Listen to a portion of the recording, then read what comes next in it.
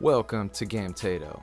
This is Dustin the Grinch, and this morning I wanted to put up a little response video because I was watching MadLittlePixel's channel, and he had a great video on emulation and all the pros and cons to it. And he actually mentioned a couple things that I never even thought.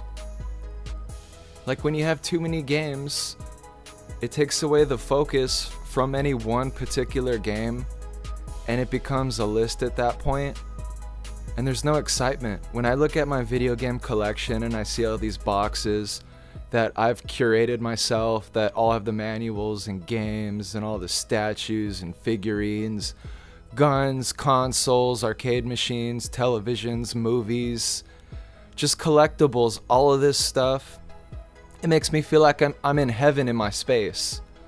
Like my collectible game room is a place that I go to and I feel amazing. In 1999, see, now I'm gonna go back. In 1999, I discovered emulators for the first time, and I was in the 6th grade. And this was a long time ago, right before Y2K. And I got back into the Super Nintendo with the ZNES 9X, and I got into arcade games with MAME. And I loved the MAME emulation because I could never collect all these PCBs or, get all these arcade cabinets myself. It was unattainable for me. So that's where emulation jumped in, and what was unattainable became a reality because I built my own arcade machine. I put a PC in it, and now I run Naomi and I run Hyperspin on MAME, and it's a dream come true. In the same arcade machine, I also have all the real consoles as well, so if I want to switch it over I can, and then I can play all the consoles on the same arcade machine with zero emulation, so it depends how I'm feeling.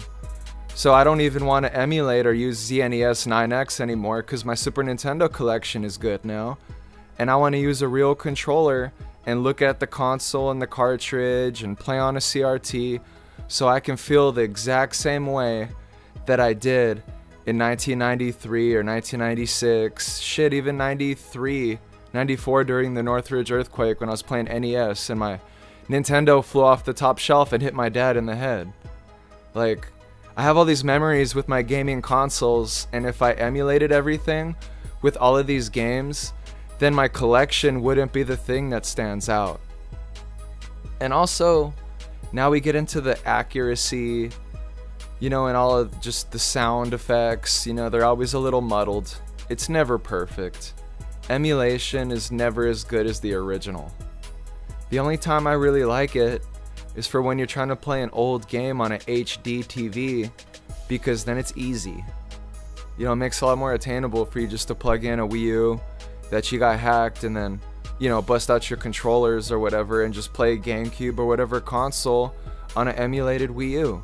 Like, I'm starting to like that more than I like a PC just because of the sheer easiness or ease of use to just plug in real Nintendo controllers into the console and then have fun. Even though it's emulated, it's still pretty close.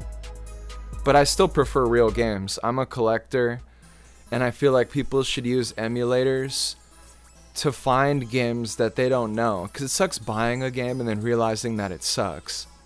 I love using emulators as a way to test the game, play it, and be like, oh, I really like this game, it's awesome. When I see it for a reasonable price, I'm definitely going to pick this game up and add it to my collection. And I feel like that's how emulators should be used, because they're not accurate enough to get the true experience. They don't have the original controllers, and they don't have the original feel. A lot of emulators have a smooth look, where the original hardware is a pixel perfect version that you can truly see what the artist was truly trying to tell the gamer what to see.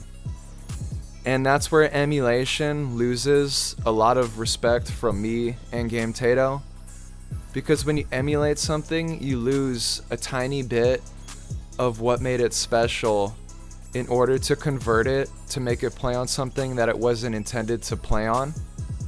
And this is where emulators are good, but they're not good enough. It's like, I don't want to half-ass two things. I want a whole-ass one thing. And that's Ron Swanson, baby. So I want a console to do one thing perfectly. I don't want a PC to emulate, also run Windows, other background tasks, all these other things. I just want a dedicated device that runs my game and does what I bought that console to do. And that's why I don't like to emulate unless I have to. I always try to get the real thing unless it's too expensive, which collecting is starting to become just kind of stupid. So I try to just wait and be patient now. I go to garage sales, I look through my neighborhood, I try to find deals at real estate sales. I look into all those things because that's where I tend to find the best deals. And I don't get to choose what I want like on eBay. I type in what I want. So it's always like a random find for me. I never know what I'm gonna get. It's like a box of chocolates. And that's how I like my game collecting. I like to pick. I like to get great deals. I like to negotiate. I like to try to say, hey, maybe what if I buy all this? Can you cut me a deal if I buy in bulk from you and maybe buy a couple other things? Like, I just love the deal. And when you emulate, you miss out on the whole culture, the interactions with people.